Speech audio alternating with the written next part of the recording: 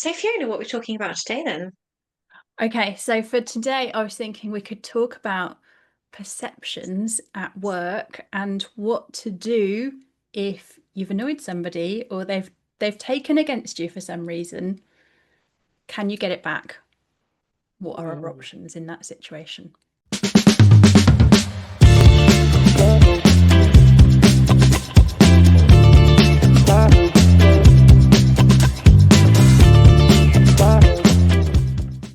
Assuming a whole raft of donuts for the entire office isn't an option. Bribery, Hurry, okay? baked goods always does the trick.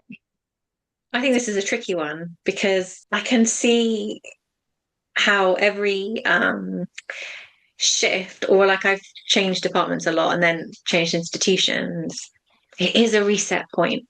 You can discard some things, you can present yourself slightly differently, and it can be really good if you want to break bad habits. So like if everyone has this perception that you're like the fixer or the one that they can dump extra stuff on or the one who will always say yes if they need extra help, sometimes it can be really good to get rid of that reputation and step into to slightly stronger boundaries. So like it can be a really positive kind of reframing of people's perceptions of you.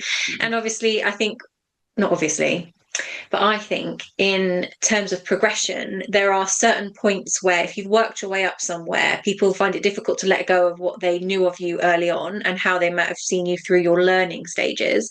And there's a certain point of seniority where if you come in at a certain level of seniority, you can bring a certain level of gravitas. You've sort of, they haven't seen all your workings out and like your tryings on, if you see what I mean. Yeah. They're just seeing the output of where you've got to.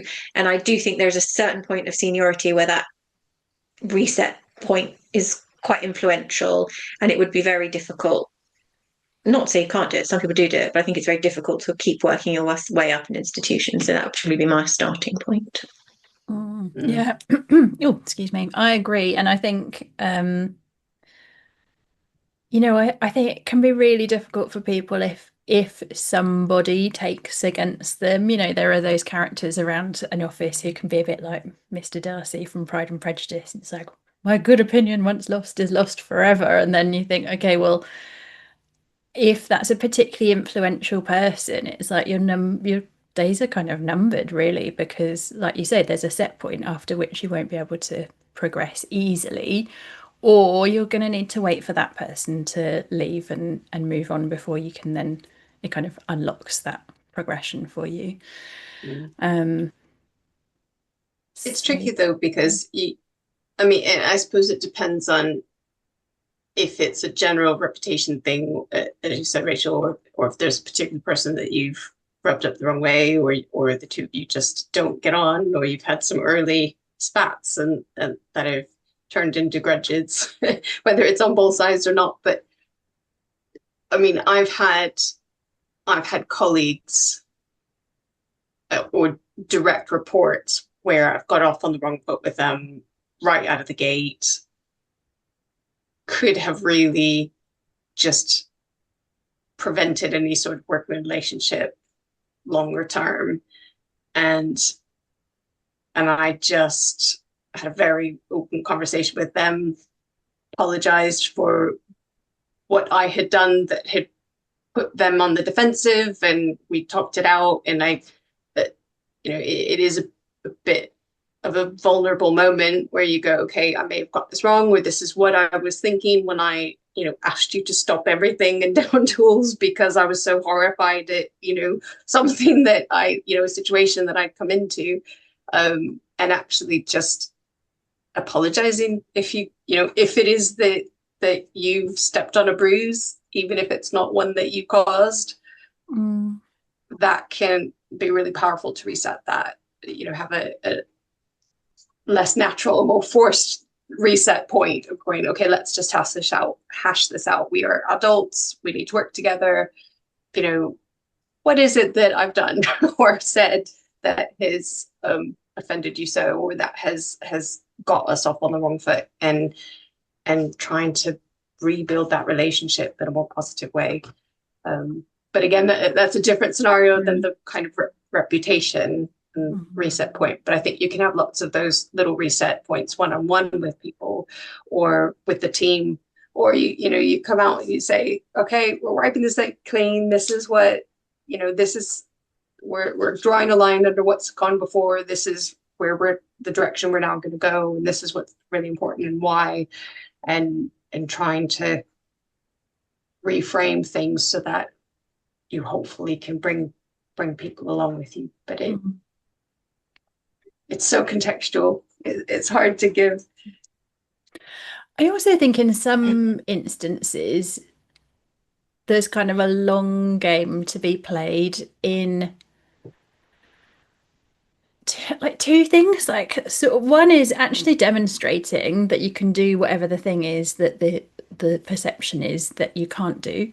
So often, this is around, obviously this has come up for me because I've been thinking a lot about people who are making that step from a sort of senior manager to a leader role, where you really need to be able to stop doing all of the do and holding all of the detail and be able to move into that more strategic view.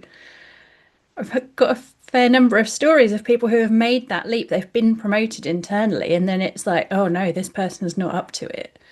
And it's because they're holding all of that.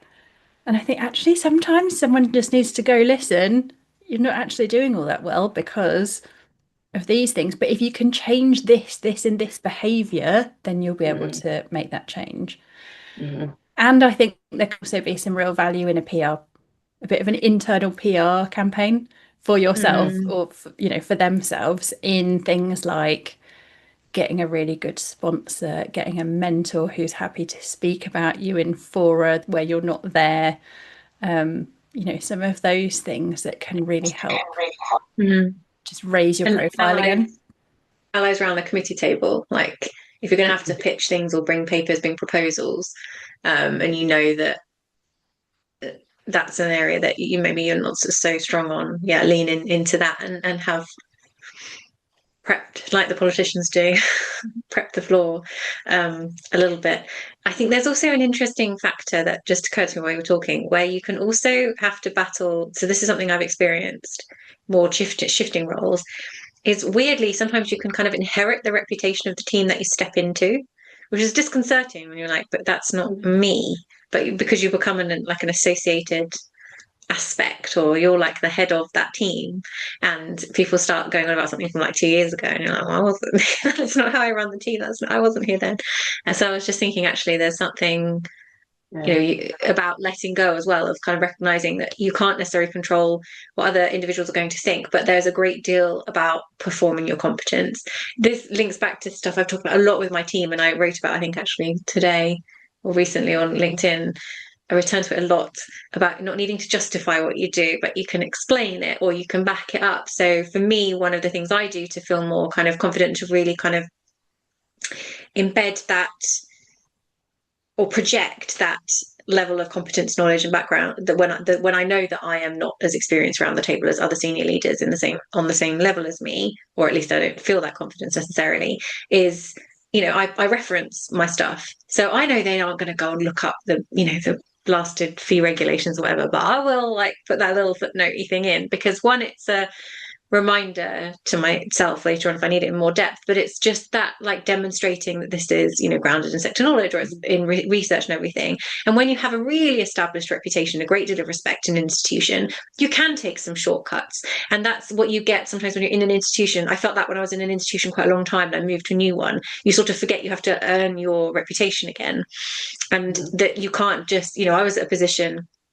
when I left a role that I'd been in for about 6 or 7 years, where I could say to a senior academic something and they would take me at my word. They'd be like, she knows what she's talking about. And then I moved to a new role and they'd be like, and they wouldn't listen, they wouldn't trust me, and I got really annoyed. And then I realized, no, it's because they don't know. I have to show them, not justify, but demonstrate that, perform the competence. There's a lot in that about demonstrating your work, and just showing up and showing what you can do, and especially when you get painted with the same brush. I've seen it. The worst case of that I ever had was actually when I was in the PTA, and I had a mum screaming down the phone at me on a Friday night, calling me the mum mafia and all this horrible, and it was like, I literally don't know what you're talking about. Like, I've just taken this thing over. That's not how I operate. You've never met me. And realized, you know, and I've seen it in institutions as well, not, you know, personally, but also seen other people step into a role and they immediately inherit the reputation that they're, you know, this team has, and it's not a very good one, and better.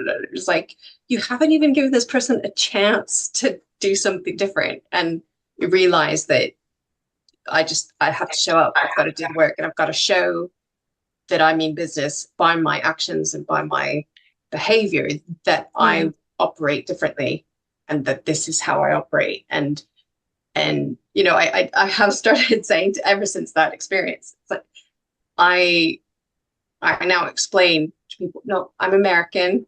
If, you know, there's no hidden like sarcasm. You don't need to read passive aggressiveness into my emails. Like, actually, just if I say it, I mean it.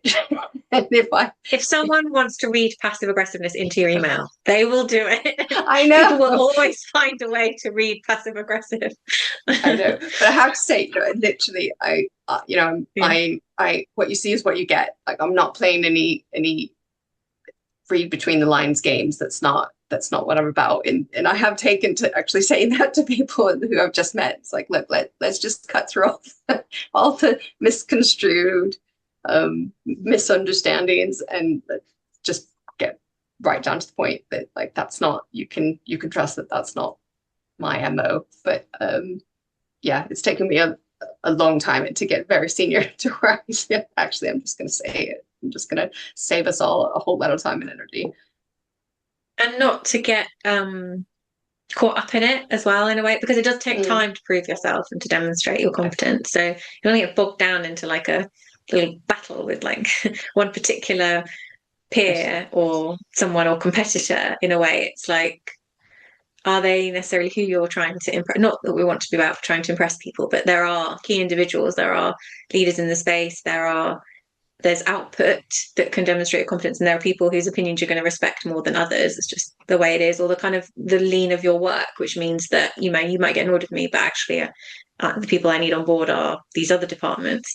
So, but it does take a bit of time, and that interim period can feel endless. I was going to say interminable. Okay, so we think, yes, we can change those perceptions in some but you have to be active circumstances. about it. Yes, you mustn't just. It's not an excuse. It can never be an excuse. Well, I think that's all we've got time for today. So we'll catch you next time. See you next time. Bye. Cheers.